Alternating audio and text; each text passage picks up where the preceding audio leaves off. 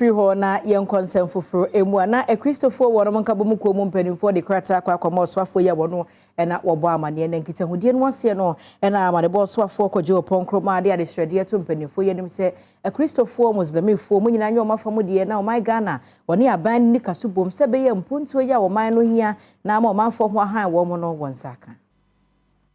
Information Minister Kojo Oponkroma Ekasa Abra Charismatic Council for Econ Chen wodi tudwa se ehun be hia stakeholders ne aban no ebesin konya na omo atoato adwene e de afa oman impuntu Abra oni impenifo a womo eda Ghana Pentecostal and Charismatic Council ano etwetwe nkomo no wodi tudwa se ensori e wo Ghana ha no womo ehia e wo Ghana impuntu mu. Let's come to matters with different views, but it is through engagement that we are able to find common ground.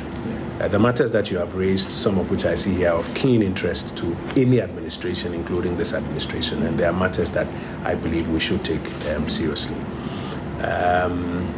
Just a couple of things that I would say to wrap up my remarks. Faith-based organizations like the church and for other religions, there are other groups, are our foundation. You are our North Star.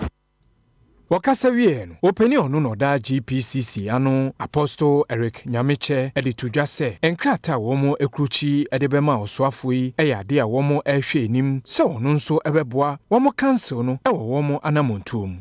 We cannot talk about corruption in the land when we are the salt of the earth. So you want to ask, where is the salt if there is corruption? So we think that we have to up the teaching and also direct our members well so that we can be a blessing to the nation. Yeah, because of that, we decided to speak into some national issues because we should be the voice of the land.